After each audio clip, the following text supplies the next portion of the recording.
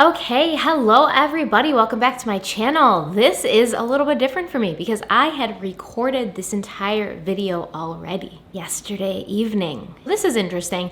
I have an hour and a half, which is about half the time it usually takes me to record a video, to record part 4 of the Andrew Cunanan series for you, and I feel like this is where the most salacious stuff comes in, so we're just gonna dive right in. But I do want to let you know, whatever day this video posts, hopefully Tuesday, my merch will be available in the Sleuthany shop, and there will be a link in the description box.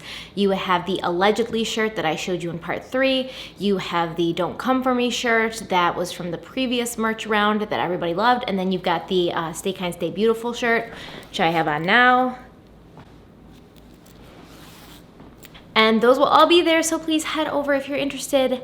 Things don't always happen the way we plan them, but then you adapt. I like a challenge sometimes. This is a challenge. I accept it. So the clothes that were found in Bill Reese's pickup truck in the 13th Street Municipal Garage was a black tank top and a gray t-shirt. The gray t-shirt was damp with sweat. There was also a black book bag found under the truck, and inside the truck was Andrew Cunanan's passport, his driver's license, Bill Reese's social security card, and the insurance card to Lee Miglin's car. At 9:17 a.m., a cop in the alley said he saw somebody in a red shirt, a dark-haired, dark-skinned man on top of the 13th Street Municipal Garage, pacing around the roof and peering over every so often. When the police got to the roof 5 to 10 minutes later, it was empty. There was nobody there, but they did bring a bloodhound up there later. Her name was Sally, and armed with Andrew's scent, she was able to track him to all 4 corners of the garage roof. Back at the Versace mansion, within minutes of the shooting, media trucks were parked outside. A man walking by saw the blood on the steps, and he rushed home to get his Polaroid camera. He only got back in time, however, to catch a picture of Versace's bare feet as he was being loaded into the ambulance. He still tried selling this picture for $35,000, however, within 48 hours of the murder. Imagine if all the passerbyers at that point had smartphones like we do today. Imagine how many pictures of this poor man dead on the front steps of his home would have been on the internet. A local ABC cameraman was at Jackson Memorial Hospital, and he was covering the story of a little girl who needed a kidney transplant. He promptly dropped this story when Johnny Versace was rushed into the hospital so that he could get a picture of Versace being wheeled into the emergency room on a gurney. The police force of 300 was quickly overwhelmed. There was a lot of media and public interest in the murder and the fugitive. And because of the recent O.J. Simpson case, the police and the state's attorney's office were very hesitant to release much information. The Simpson case had become a lesson of what not to do at a crime scene, especially with the possibility that Andrew might eventually have to be put on trial. O.J. had been acquitted mainly because of the improper evidence handling. The acquittal had embarrassed the LAPD, and the Miami Beach PD was not about to be next on that chopping block. Because of this fear, a hostile relationship began to fester between the media and the police force. The police were warned not to give out too much information about the case, even though Miami Beach Police spokesperson Al Boza thought that wasn't a really smart thing to do. He knew that if you handled the media properly and you gave them details in a smart and responsible way, that the media can actually help track down the killer. Boza thought they should be doing 2 press conferences a day, at least. Even if they didn't have specific things to update the public on, at least everyone would know that they were working on it as hard as they could, and they were doing their best. But he was blocked and micromanaged in almost every way. Every single one of his press releases was edited heavily, removing anything that could possibly give the media or the public any information that the state's attorney's office didn't think was important for them to know. Let's talk about the important players in this case as far as public officials and police go. First, you have Michael Band. Michael Band, at the time of Versace's murder, was an assistant state's attorney under Catherine Fernandez Rundle, the then and current state's attorney of Florida. In 1998, both Band and Rundle were under scrutiny when Band was allowed to keep his position amid charges of sexual misconduct. An employee who worked under him in the major crimes unit named Sherry Rossback alleged that he had grabbed her breasts. Sherry was fired, and in 2000, she won a lawsuit for wrongful termination, claiming she had been fired because of the allegations she made, and she was awarded $235,000. Catherine Rundle has also been criticized for her seeming lack of interest in corruption in public officials. Not once has she ever charged a police officer for an on-duty killing, instead making excuses for those who are accused of being corrupt. I'm going to give you a few examples of these cases and these instances just in case you don't believe me. There was an incident where a Miami-Dade police officer was fired for shooting an unarmed black man. The police officer was rehired later. Another Miami-Dade police officer tasered a man to death, and he wasn't even charged. A group of police officers lured robbers into the Redlands and shot them on video. The 4 men who were killed included a cooperating defendant who had helped the cops set up this whole sting. Rundle declined to charge these officers involved with anything. Probably the most public and disgusting of these incidents was the Darren Rainey case. Darren Rainey was a schizophrenic inmate at the Dade County Correctional Institution. Allegedly, he had defecated in his cell and he wouldn't clean it up. So on June 23rd, 2012, a handful of prison guards locked him in a shower for 2 hours. A shower which was designed so that Rainey would have no control over the temperature, which had been set to scalding. Other inmates could hear him screaming in pain. And he died from burns to 90% of his body. They said that his skin basically fell off when he was touched. The autopsy was done and his death was ruled accidental. Even with the eyewitness accounts from nurses on staff at the prison and other inmates of the prison, Rundle didn't believe them, and she declined to bring charges against the 4 prison guards that were involved. Carlos Noriega was a lieutenant in the Miami Police Department at the time of Versace's death. Carlos was a good cop, one of the good guys in this situation. He would later be promoted to police chief, only to be fired later in retaliation, he alleges, towards a criminal investigation into the mayor. Paul Scrimshaw, who was the lead detective, he had retired from being a social studies teacher to become a police officer.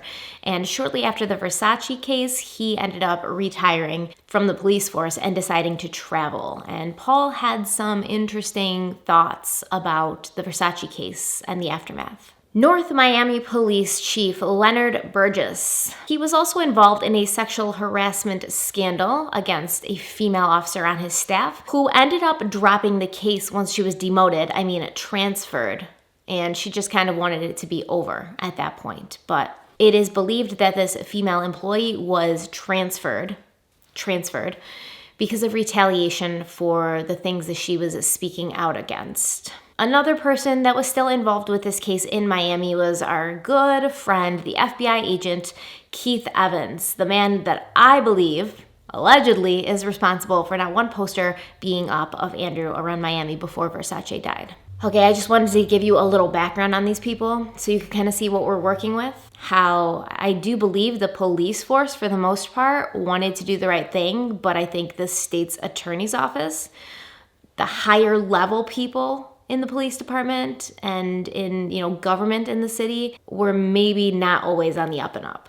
So basically, Michael Band, who was the assistant state's attorney at the time, he didn't want the press to know anything. He claims he was always thinking, if this goes to trial, we want to make it as clean and organized as possible. He wanted to make sure that evidence that was discovered was processed properly and nothing would get thrown out so that another murderer didn't get off scot-free, like O.J. Simpson. Allegedly, O.J. was not found guilty of anything, but a lot of people believe that he was guilty and he just got off of the charges. At 9:21 that morning, Gianni Versace was pronounced dead and his autopsy began. Florida law states that if somebody is murdered, their body has to remain intact and in the state for at least 48 hours. But the Versace family tried to rush this process. They wanted him cremated and flown out of the country as soon as possible. They called people in the state's attorney's office, they called the mayor, they did everything they could to throw their clout around to have special circumstances for their brother. At this time, everyone in the Versace family had made it clear they had no plans on talking to police until at least Thursday. The only person who was talking to police was Antonio D'Amico. However, Donatella Versace did speak to people in the state's attorney's office, and the police were a little agitated because this wasn't really common for the state's attorney's office to be talking to the family of a victim when the police hadn't even questioned them yet. It was thought and believed that because of Versace's celebrity status, because of the high-powered connections that his family had, they were given special treatment. After Versace's autopsy, it became clear why the family may have wanted to rush along the cremation process. According to Maureen Orth, who did a great deal of investigation into this case before writing her book, Vulgar Favors, Gianni Versace was HIV positive. His family did not want this to be revealed, as it may have reflected poorly upon their brother, and it may have affected their business negatively. This was 1997. We're talking 20 years ago. HIV and AIDS were not as accepted as they are today. And in this time, the likelihood that somebody would live very long with the disease wasn't great. This was before the onset of antiretrovirals, which literally have changed the game when it comes to HIV and AIDS. People can live with this disease now, whereas before, in 1997, not only was everybody terrified of getting it, but they thought it was a death sentence. So it may have affected their brother's reputation, his legacy, and it may have negatively affected the way that their business was viewed as well. Instead, Donatella claims that her brother was sick with ear cancer, and that's why he had avoided the public eye for a little while. She said his ear was so swollen that he didn't want to go outside and be photographed like that. However, she claims that 6 months before his death, he was cured of this disease completely.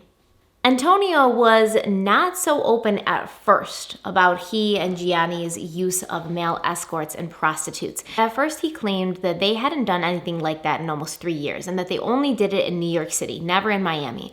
Later on, a couple days after Gianni Versace died, Antonio was more open with the police, and other people did come forward saying that they had procured male prostitutes and escorts for the couple in Miami. Versace's body was released to a local funeral home on Wednesday morning, and he was not going to be allowed to be cremated until Thursday, and his family didn't want his body to be left alone at all in that time period. They did have a memorial for him where a local florist made these 5 beautiful arrangements of flowers to surround his body. Each flower arrangement was a different color that would symbolize a different member of the family. There was white for Donatella, blue for Santos, yellow for Gianni Versace himself, and then pink and blue for his niece and nephew, Allegra and Daniel. Antonio did not have a flower arrangement next to Gianni's body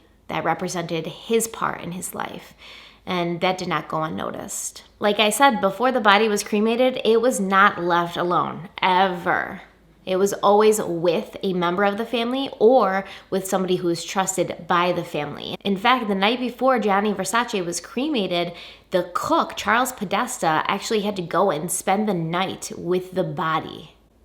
Thursday was the day Versace was to be cremated. His ashes were put into a beautiful box that was encircled with orchids, and Donatella was supposed to meet with the police that day. She never did, though. She took the box containing her brother's ashes, she went to the airport, and she flew out of Miami Beach, and she never returned again. In the end, the police never ended up questioning or speaking to anybody in the family. Grimshaw, lead detective, had 4 theories of why Versace may have been murdered. The first was that it could have been a mafia hit. The dead dove laying next to the body led a lot of people to think that this could have been involved with organized crime, because a dead bird laying next to a body often is a warning, and it shows it's affiliated with the mafia in some way. The second theory was robbery, and there wasn't much to support this theory. The third theory was that Versace had been killed by someone he had given the HIV virus to in a revenge murder. And the fourth theory was that he had been killed randomly, which nobody really believed that. Scrimshaw also wanted to look more into the family and the business holdings overseas. He wanted to know, did Versace have an insurance policy? Was he worth more dead than alive? And who would benefit the most financially from his death? These were questions that were normal to ask when somebody was murdered. It's okay to look close to home because oftentimes somebody will be killed by somebody close to them, and the motive can often be money. However, he never was able to get close enough to the family to ask any of these questions. And because of the circumstantial evidence found in Bill Reese's truck, which pointed directly to Andrew Cunanan, Scrimshaw thought the HIV revenge kill was a pretty good option at that point. He really wanted to test Versace's clothes and Andrew Cunanan's clothes for viral DNA to see if the two both had the HIV virus and if it was the same strain, because if it was the same strain, you could tell that one had infected the other, and this would give proof that maybe Andrew had killed Versace out of rage. Scrimshaw thought there was enough to charge Andrew with the murder, even though he hadn't been found. And once again, the state's attorney's office was overly cautious. Band stated that he did not want to prosecute without either the gun or a confession, because he says he has no way of knowing whether somebody else picked up that gun and killed Gianni Versace. Maybe it wasn't Andrew. And if Andrew was caught, Florida's liberal laws when it comes to defendants' rights might have put a wrench into other states' prosecutions of the murderer. The defendant is given a right to a speedy trial, and if they'd caught Andrew with only the circumstantial evidence that they had, and they didn't recover the murder weapon, Andrew could have demanded a speedy trial, and they would have had to have gone to trial with what they had, which wasn't much, and they wouldn't be able to use other states' information and evidence from the crimes he'd committed there in their trial against Andrew. So a decision was made that Florida would not bring Andrew to trial first. There was two repeating patterns in the Andrew Cunanan manhunt that kept showing themselves. The fact that it was always a media circus, the media was always involved, and it always seemed like the police were dropping the ball and making poor decisions that negatively affected their chances of catching Andrew.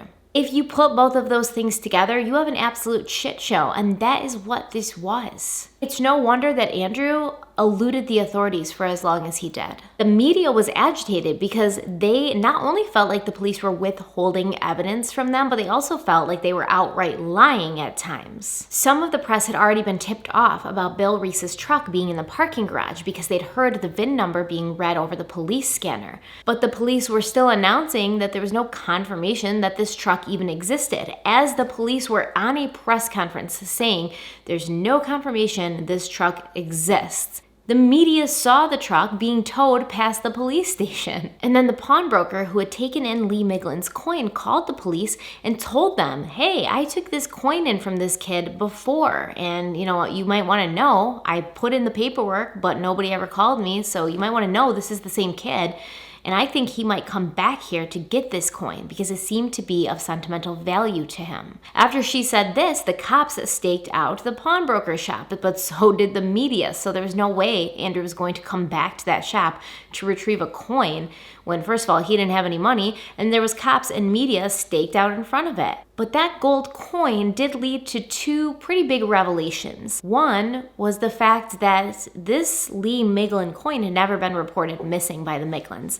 And when they were asked about that, Duke Miglin admitted that his father had a couple of these coins and he would give them to valued employees sometimes. They were kept in a safe in his office, which obviously led to the question of how Andrew had gotten it.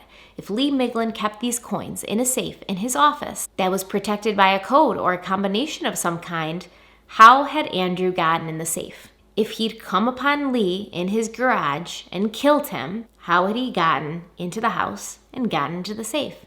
So this then led to speculation that at some point before Lee had been murdered, the two men had been in the house together, and whether Lee had opened the safe for Andrew willingly or unwillingly, he most likely had opened the safe for Andrew. The coin also sent authorities to the Normandy Plaza Hotel, which is the address that Andrew had put on the pawnbroker slip. They basically took 50 to 60 SWAT agents, in full gear, the black helmets and the black bulletproof vests, and they busted down the door of Ronnie's room because that's the room number Andrew had put on that slip. All of these agents are in the Normandy, checking rooms, knocking on doors, but their search warrant only gave them permission to go into rooms that were occupied, not rooms that were unoccupied. So Andrew's actual room that he had abandoned days before was still not occupied, and they did not go into it.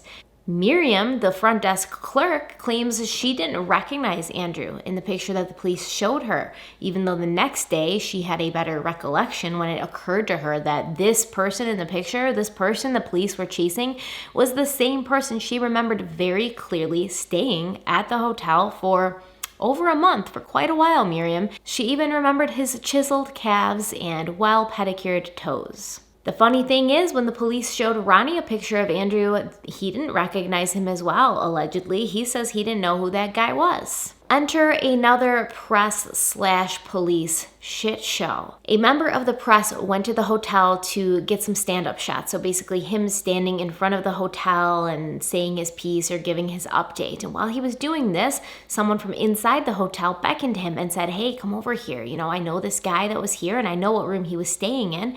And then this reporter was let into the room that Andrew had been staying in, which still had all his stuff in it. The reporter then proceeded to touch everything, completely destroying the legitimacy of the crime scene. He even took Andrew's belongings and arranged them in different places so that he could take pictures of them.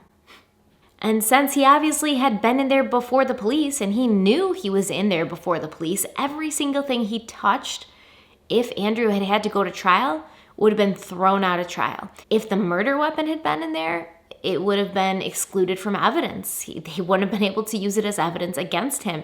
And it's possible, if that was the case, that Andrew could have been released and not held responsible for the murder of Gianni Versace. And it almost makes me wonder if the staunch refusal of the police to reveal anything at all to the press led the press to feel like they had to go behind the police force's back to get any information because they're concerned with the story. They're concerned with the scoop. They're not really concerned with preserving a crime scene. They're not concerned with what happens if we go to trial in a year. They're concerned with, what am I going to put on the news tonight? When the police arrived at that room shortly after the reporter left, they didn't know he'd even been in there. They didn't know until they saw his story on the 6 p.m. news that night, and then they were livid. There were also rumors that hotel staff was taking cash from reporters in order to let them into the room. And they weren't the only ones trying to gain money and notoriety off of their proximity to Andrew. Friends and acquaintances of Andrew came out of the woodwork, selling their story for big bucks. Eric Greenman, Andrew's old roommate, sold his story to the National Enquirer for $85,000. Philip Horn, who had met Andrew once at the Midnight Sun, he did all these interviews thinking it would be a good exposure for his law firm. David Madsen's old friends, Karen Lipinski and Evan Wallet, who David and Andrew had spent some time with, remember Karen was the friend of Lisa Kudrow's and they had spent some time in LA together, they sold pictures of Andrew and David together, nuzzling on the couch and kissing each other, even though David Madsen's family asked them to not make those pictures public because it hurt them to have to see David that intimate with the person who had killed him. Karen and Evan still sold the pictures and received 6 figures for their trouble. And Andrew's old friends from Bishop's, the Riffits, Rachel and Matthew Riffit, they sold pictures of Andrew from when he was in school. They sold their story of what they knew about him, and even Rachel Riffit's diary, where she'd written about when she discovered that Andrew was gay, when he revealed that to her. She wrote a passage. She tried to sell her diary. There was a bidding war going for these pictures and her diary with all the tabloids. And excuse my language, but when I read this, I thought to myself, this bitch is really literally selling her diary? It just seems so opportunistic. These are your private thoughts. Like, that's your diary. I mean, I guess you can sell it if you want because it's your diary, but it just seems like, is nothing sacred anymore? Will anyone sell anything if it brings a payday with it? A volunteer counselor at David's Place in San Diego, which was a nonprofit agency in Hillside, he said that Andrew had come to him a couple months before the murders and he was concerned about his HIV status. This counselor claims that Andrew kicked a wall and said, "If I found out who did this to me, I'm gonna get them." Now, David's Place has dismissed this person's story, saying that they don't think it's true, considering he went to the media before he went to the police. The counselor claims he went to the police before he went to the media, but he was just dismissed by the police. But he was fired from David's Place, and he's not allowed on the premises anymore, and nobody really knows if the story was true. However, we do know that Andrew was not HIV positive. Another acquaintance of Andrew's said that Andrew had called him and said he'd gotten a Canadian passport and he was headed to California. And there were reports that a mother of a former classmate of Andrew had gotten a call from Andrew asking her if she could help him get a passport. On July 16th, a sailboat owner visited his sailboat that was docked at a slip off of Collins Avenue, about 15 blocks south of the Normandy Hotel. Now, the owner of the sailboat had been out of town for about 4 days, and he just wanted to check on things. When he went and got on his 24-foot sailboat, he noticed somebody had been living on it. He found old pita bread in the sailboat, and he also found newspapers opened up to the story of Gianni Versace's murder, including Italian newspapers from Gianni's hometown. He also claims he saw a man sitting on a nearby bench reading a navigation book. The man matched Andrew's description, and only later did the sailboat owner realize that the navigation book he'd been reading had been stolen off of that sailboat. The police didn't find any forensic evidence in this boat. They only found a red polo shirt, which they concluded could have been the shirt Andrew was wearing, had changed into after he killed Gianni Versace, and that the man in the red shirt who had been spotted on the roof of the 13th Street garage was Andrew, pacing around waiting for his opportunity to disappear. On Wednesday, July 23rd, the FBI began profiling Andrew, and they had a meeting of the minds in Quantico, Virginia. Officers from each state that Andrew had committed crimes in would be present, and they would all give a small presentation on what they knew about him so that the FBI profilers could create a profile on him, a personality profile, and hopefully figure out where he might be going next and what his plans were. Michael Band didn't want Scrimshaw to bring the crime scene photos from Versace's murder to Quantico, claiming he didn't know what would happen to them or who would have access to them, but Scrimshaw thought that was silly and he brought them anyways. Now let's talk about the houseboat that would become the location for Andrew Cunanan's last stand. A man named Fernando Carrara was the caretaker for the 2-story baby blue houseboat, but it was owned by a German man named Torsten Reineck. Reineck also was the owner of a gay bathhouse in Las Vegas called the Apollo. According to Carrara, Reineck had called him on July 19th and asked him if he had been by to check on the houseboat. So on July 23rd, Carrara decided to go on over to the houseboat and check it out. When he got there, he was dismayed to find that the lock had been broken, and he went inside the houseboat to check it out. That's when he discovered that in the living room, all the couch cushions had been taken off the couch and basically put on the floor with blankets to make a makeshift bed. According to Carrara, once he realized somebody had been in the boathouse, he thought somebody could still be in the boathouse. And at that point, he drew his gun that he happened to have on him. And as he drew his gun, he heard a shot ring out from the second floor master bedroom. He thought he'd been shot at, so he ran outside. Now, instead of calling the police, thinking he'd been shot at, he called his son, who then called the police. Within 5 minutes, the police had arrived, and the houseboat was soon surrounded by SWAT teams, police officers. They were setting up command posts. They were trying to get a response from somebody inside the houseboat because they didn't know for sure that it was Andrew in there. But they thought, considering he had been suspected to have been living on a boat nearby recently, it could be him. They were shouting with a megaphone into the houseboat. They even threw a hard-lined telephone into the houseboat and then yelled through the megaphone, "Answer the phone," to whoever was in the houseboat. They were trying to get their attention. They were trying to communicate with them. Now, this was about 3:45 when Carrara discovered somebody in the houseboat and he heard the shot. By 8:30, when the police hadn't gotten any indication that anybody was going to answer them, and they were having such a hard time holding the media back because they basically had cordoned off this whole scene, and the media was mad because they were pushed off blocks away, and they couldn't get close. They found a way to get close. Some of the stations called in helicopters, and they got their shots from the sky, which was annoying the police officers because they were literally broadcasting live everything that was happening. And if Andrew had been inside the houseboat watching TV, he would have been able to see all the positions of the police, if they were at the front door, if they were at the back door, how many agents were there, and he would have had a lot of knowledge about what was happening strategically outside the houseboat.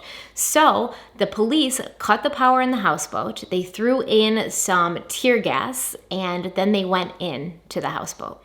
They found Andrew in the bed, in the master bedroom, propped up on pillows. He had shot himself in the mouth, allegedly, with Jeff Trail's gun, which now was in his hand resting on his stomach. His body was cold to the touch, which signified to the officers that he had been dead for quite some time, which meant the hours they had been standing outside the houseboat, yelling in, trying to get a response, throwing in tear gas, he'd been gone the whole time. Now, let's rewind a bit, because personally, I've always had an issue with Fernando Carrera's chain of events that he reported happened that day. At first, Carrera did not tell the police that when he went to the houseboat initially, his wife was with him. He only divulged that information later. And why would you call your 15-year-old son after you think you've been shot at? Why would you call your 15-year-old son and have him call the police? And most importantly, would Andrew, after having fought so hard to survive and escape, with one 71-year-old caretaker, and possibly his wife, in the houseboat, and Andrew had 4 bullets left in his gun, would he have killed himself, going down without a fight, instead of maybe trying to kill Fernando and his wife, who allegedly was there? It doesn't seem like a very Andrew thing to do. There was only 2 people there on that houseboat, Fernando and his wife, allegedly. I still don't know whether she was there or not, or if he brought her up later to support his statement, but that's just my opinion. Don't come for me, Fernando. So one elderly caretaker, possibly his wife, and Andrew, instead of killing them or threatening to kill them with his gun and running away, not even knowing Fernando had a gun, because how would he have known? He was in a different room upstairs. He shot himself instead. I'm not the only one who found the whole situation suspicious. Many people wondered if Fernando Carrera and Andrew had been working together, and maybe Andrew had been the fall guy, and maybe Fernando had been sent to kill him and to tie up loose ends.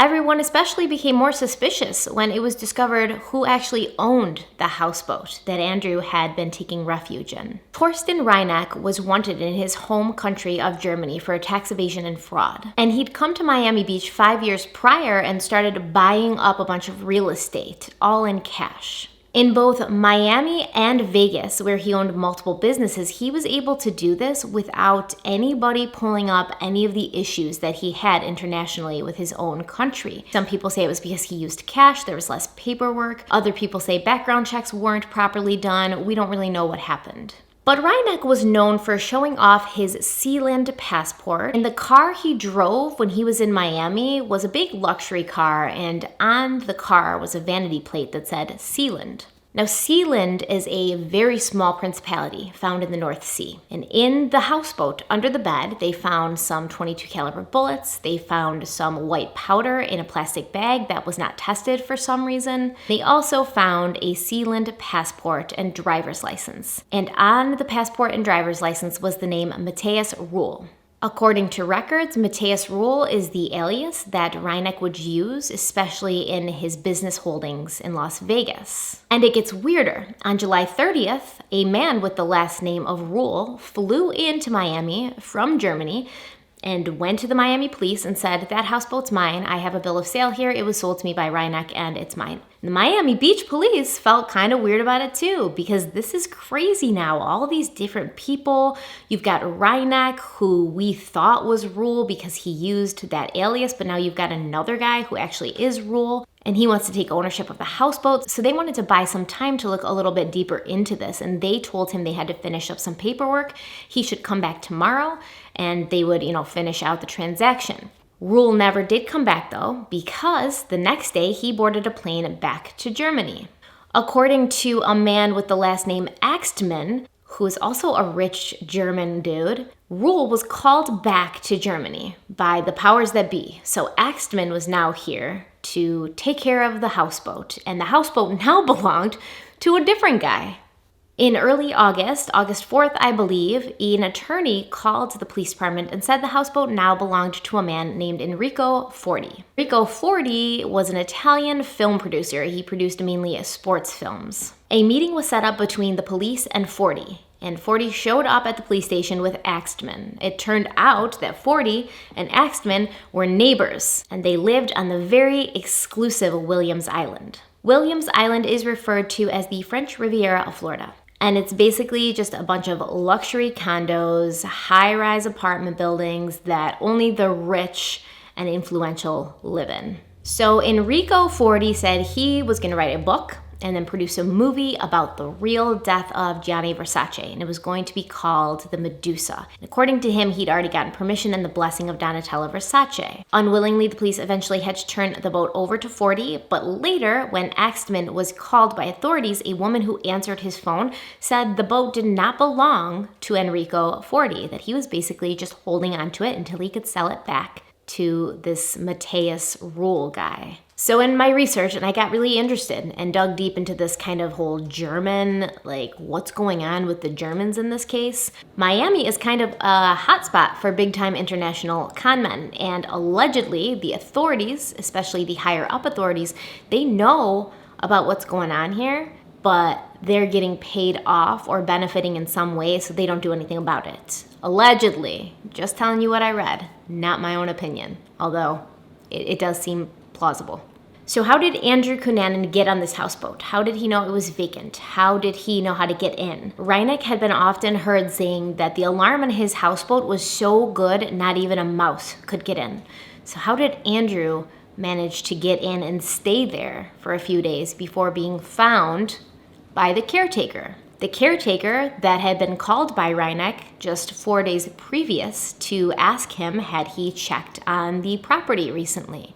Now, I'm going off book a little bit here because let's just imagine that this is a conspiracy theory and that Reineck and Rule and Carrara were all in on it, and Andrew took the fall. Andrew was the fall guy for everything. Why was he on the roof of the 13th Street Municipal Garage? If you're gonna try to escape from the police, you go down, right? You don't go up. You don't go up and leave yourself in a position of vulnerability where if somebody finds you and the police go up to the roof, you're trapped. There's nowhere to go but down, and not in the good way. Why was he on the roof pacing around, peering down, looking around? After Andrew killed Versace, he went into the garage where the car was parked or the truck was parked. He changed his clothes and then he went to the roof. Was he told that a helicopter or somebody would come and get him? Somebody who had the money and the influence to hire a helicopter and grab him up? That's why he went to the roof. How did he end up on the boat? Maybe that person had gotten a hold of him somehow, or had gotten a hold of Carrara, and then Carrara told him, it's safe, you can stay at the boat, lay low, wait for everything to die down, and then we'll get you out of here. And is it possible that Carrara could have been sent with his gun to the houseboat to take care of Andrew once and for all, to keep him quiet? Because Andrew was a loose cannon at this point. He was unraveling. He was heavily into drugs. He was in a bad position. So he may have been willing to turn himself in and tell the authorities everything he knew. That's just my creative spin on it, but isn't it possible? Reineck eventually did turn himself over to the German authorities shortly after. Actually, it wasn't very long after he kind of got found out to be the owner of the boat, and then all this crazy stuff happened with the transference of the boat's ownership. He turned himself in and he served 3 years for his crimes. And the Principality of Sealand seems to be a pawn in this whole thing. In 1978, a coup was attempted on the micronation by a group of Germans. It's a very interesting story, and I'll link an article that goes into more detail, but this scheme failed. And afterwards, it seemed as if these Germans retreated back home and set up a shadow Sealandic government website, which sold Sealand documents. Reineck is affiliated with this group of Germans who attempted this coup in 78. He had Sealand documentation. He told everybody that he was an ambassador from there or some sort of important figure from there. And it does make sense that Reineck and Rule and Axtman, maybe Carrara, maybe even Enrico Forti, they were all involved in some sort of shady dealings. that really was in their best interest to get that boat out of police hands. A lot of people think or speculate that Andrew had known Reinecke because Reinecke and his German friends seemed to have an affiliation with Versace. There was a lot of connections to Versace. A lot of these German and Russian pimps would often dress their girls in Versace. They would claim that they knew him. One of the guys had a watch he said Versace gave him. So did Andrew know Reinecke? Maybe from Las Vegas, maybe from the bathhouse, maybe just in general from the upper class circles that he used to travel in with gay men who would take him places? It's possible. And Fernando Carrara, sketchy houseboat caretaker, he fought to get his reward for finding Andrew, for finding his whereabouts. And he did end up collecting $55,000 from various sources that had offered money for any location or information on Andrew. In December of 1997, this infamous houseboat sank. It was ruled as an accident, a slow leak that had caused it to basically eventually sink. But a lot of Miami police officials believe that it was done purposely to just get rid of any evidence. Carrera and Rule, who had come back over from Germany, they took part in basically salvaging whatever they could off the boat and then selling it on the dock to passerbyers and media people who wanted a piece of anything Andrew might have had contact with. And later on, Carrera and two partners began production on a caretaker quick draw holster, which was a concealed holster that would allow you to draw your gun more quickly so you wouldn't fumble with it the way Carrara says he had when he knew somebody was in the houseboat and he tried to get his gun but he fumbled with it and then he heard the shot and he was like, oh my God, if there was somebody actually shooting at me, I would have been dead, and if only I'd been able to get my gun quicker. But you can get your gun quicker, all for the price, the low price of $24.95 with this beautiful caretaker's quick draw holster. It just seems like there's so much to this story that we'll never know. So much controversy and conspiracy and questions. What I find is funny is me just knowing the tip of the iceberg here. The connections between Rule and Reinecke and Carrera and the German people and then the Principality of Sealand and all that shady stuff. And then having Andrew dropped somehow smack dab in the middle. Did he just randomly pick that houseboat to stay at? I would think that that would warrant a further investigation. I would, if I was an FBI agent or a police officer, I would say, let's look into this just because I'm interested now. I want to see where this goes. There was no further investigation done on it. The FBI claimed there was no point and no resources, so the case was closed and no further investigation was done into the connection between Reinecke and Andrew and the Versaces. Many people who were involved in this case do believe there's a connection that people on the higher level of things do not want uncovered. That's what many people believe. That's what they say. Please don't come for me, German mafia. Please. I'm just telling a story. It is funny that Pete Cunanan swears his son was used by people who were rich and powerful and dangerous to achieve their own means and then sacrificed him as a patsy. He also claims there are corrupt members of government and society who know everything and cover it up. He says that Andrew was not gay, but he was forced to act as such. He also claims that Andrew told him all of this and that he knows names and places and where all the bodies are buried, but he's not going to give out that information until he's paid for it. Both of Andrew's parents, although they disagree on nothing else, agree that he killed Versace, but none of the other victims were Andrew's fault. Pete Cunanan also posed the question, why do you think Andrew went back and forth to Russia 6 times in 1996?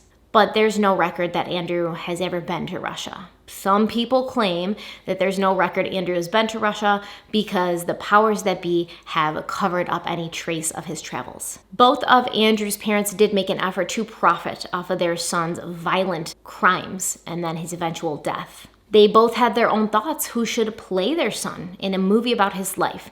Pete Cunanan said JFK Jr. would have been perfect, and he would volunteer to spend as much time as he needed to with John F. Kennedy Jr. to teach him about Andrew's personality and mannerisms. On July 22nd, in Milan, Italy, a memorial was held for Gianni Versace at a Gothic cathedral. And of course, all the biggest names in fashion and the who's who of everybody was there, including Princess Diana and Elton John, who sat next to each other. Naomi Campbell was there, Valentino, Armani. Everybody was there. Just over a month later, Princess Diana would also die in what is called a tragic accident, but there's a lot of conspiracy theories surrounding her death as well. Allegedly, when Diana heard what happened to her friend, that he'd been shot to death in front of his own home, she stated, "I wonder if they'll do that to me."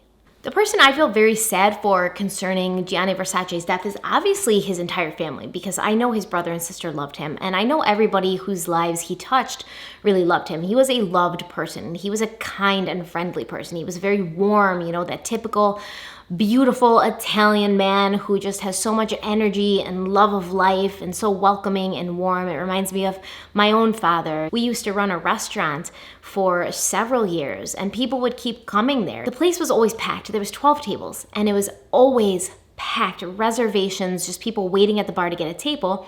And all the customers said, "We keep coming back here because not only is the food good, authentic Italian food, but whenever we dine here, we feel like we're your guest in your home. And it's so much fun." My dad would take his wine to people's tables and sit there and chat with them. He'd laugh. You could hear his laugh just ringing through the restaurant. And that reminds me of how Gianni Versace was. He loved life. He loved people. He wanted to hear your backstory. He wanted to tell you about his life and know about your life. And he was just a warm, loving, friendly, vibrant human being. And Antonio was his partner for 11 years. We can judge and say, oh, well, they hired male escorts, so how good could their relationship have been? That's not my place to judge, or yours. I don't know what people do in their lives, but what I can tell you is the way I've heard Antonio talk about Gianni is with nothing but love and warmth and absolute grief that he lost this person. Before his death, Versace had made a will, and he left Antonio $57,000 a month and the right to live in any of the Versace's residences, including the Miami villa. But because the residences were owned by the Versace company, Donatella basically said, that's not gonna happen. You're not gonna move in to the Miami villa. You're not gonna live on these properties. She always had an issue with him. It seems like Donatello and Antonio had always had kind of a strained relationship. Antonio and Gianni were together for a long time, so that can be an issue sometimes with in-laws. I don't think it had anything to do with Antonio and Gianni being gay or being together. I think that sometimes family dynamics can be strained, and not everybody likes everybody else, and personalities sometimes clash. According to Antonio, he always tried to treat Gianni's sister like family because he knew how important Donatella was to Gianni, but he claims over time her personality began to change. She became quickly angered, very frustrated, and suspicious of everybody around her, and he blames drugs for this shift in her behavior and her personality. He calls her a diva, and he is very upset that after her brother's death, Donatella removed Gianni's name from the fashion line, which I kind of agree. I mean, it's iconic. Gianni Versace, it's iconic. Gianni Versace is the man who made it all possible, and it is a little disrespectful, in my opinion, to remove his name from the fashion line. Apparently, according to Antonio as well, it was Elton John who told Gianni Versace that Donatella was into some heavy drug use. And because of that, Gianni had sidelined her from the label and the business for a while. Is it possible that even though Donatella loved her brother and appreciated him for everything that he gave her, she was a little resentful of the fact that he basically said, I don't want you to be a part of this business while you're on drugs. I don't want you to reflect negatively on the business like this. And that's why she punished his partner afterwards. Donatella Versace has admitted since that she had an 18-year struggle with cocaine, that she did eventually go to rehab, but that was 2 years after her brother died. Not only did the Versace siblings block Antonio from moving into any of Versace's former residences, but they only gave him a portion of the $32,000 that Gianni had willed him.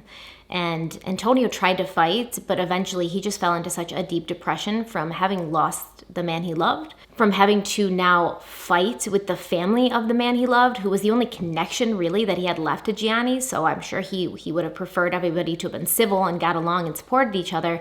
He fell into such a deep depression, he just walked away from everything and he didn't care to fight anymore for anything. Neither Donatella nor Antonio like the show, the FX show, The Assassination of Gianni Versace. And I understand that. I'm sure if I had been a part of the show, if I had lived it, I would have hated it too. Because obviously you're going to take some creative license and you're going to use some dramatics and kind of make things up to fill in the blanks of what we don't know to make an interesting show. And I'm sure if it was about my brother or the person I loved, it would be offensive. But I will only say this to you about the show. I thought it was excellent. I thought it was very entertaining, and it did get me more interested in the case, which then led me to get to the bottom of everything and figure out the real story. So if it accomplishes that for other people, then it's done its job. The book, Vulgar Favors by Maureen Orth, is one of the best, most heavily researched books I've ever read as far as telling a story and going over the biographies of people. It was excellent. She is clearly an amazing investigative journalist. She clearly knew how to do her job, and it was just very, very well done. You can go on Amazon and buy the book if you want. I'll put the link in. You can use your free trial of Audible if you sign up for that and download that book first and use it because it was a great book. It took me so long to listen to the whole thing because I think it was like 18 hours and I was taking notes and I had to keep rewinding to make sure I got things right. But to date, of all the books I've looked into and read on the Andrew Cunanan and Versace case, of all the things I found online, that book was the best source of research. And obviously there was things that I had to look up to fill in the blanks or to support because I don't like to state facts, such as the fact that Gianni Versace was HIV positive. I don't like to say things like that without going and kind of checking and making sure multiple sources say the same thing. But I have not found anything that Maureen Orth said in that book that was not backed up with multiple sources. So it was excellent, and I highly suggest it. I really, really enjoyed it. I will just end this in saying that whether Andrew worked on his own or was part of a bigger conspiracy that used him, I still find myself feeling bad for him. Obviously, I feel bad for every one of the victims. Every one of the victims, every one of their family members who had to lose somebody because of Andrew Cunanan. But I look at the way he was raised. It was very problematic. It was very toxic. I can't imagine that any person could have gotten out of that remaining normal. I can't imagine any child who dealt with a father like Pete Modesto Cunanan, Marianne Cunanan, and had to constantly be in the middle of their craziness, their absolute bananas craziness. They were both crazy. They were both liars. They both were mentally ill as far as I'm concerned. And to be a child that's stuck in the middle of that, who's used as a marriage counselor and a life coach and basically a toilet for all your emotional negativity. And then he's made to believe that he's special, he's brilliant, he's going to be something that nobody else is going to be, not even his own siblings. He was held at such a high level of esteem by them while still being emotionally abused by them. It is a very confusing way to grow up. It was a very disruptive way to grow up. I'm sure his mental and emotional development was changed forever. And then you add in his drug use, which then again is affecting his brain chemistry and his brain structure. And then you add in a person who has incredibly low self-esteem, but a huge ego. Those two things are literally a recipe for disaster in a person's personality.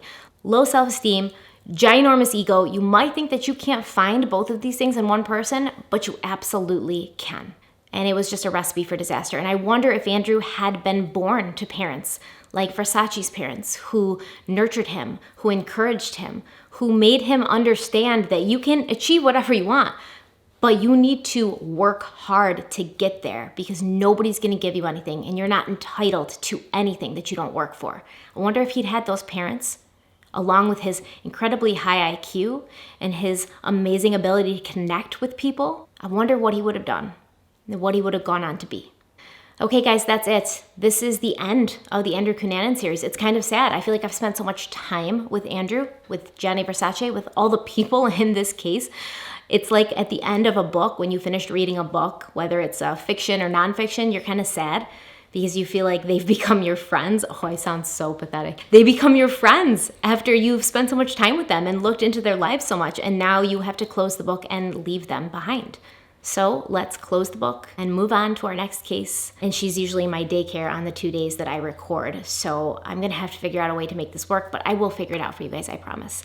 Stay kind and stay beautiful. I love you so much. Thank you for going on this wild ride with me, and let me know in the comments what you think. Let me know, because I really wanna know. I'm dying to know. I love you guys so much. Stay kind, stay beautiful, and I'll see you soon. Bye. She's like a sickness in my brain, a vision standing by the window pane. She ripples through the blinds and leaves me in a daze. It's in the way her body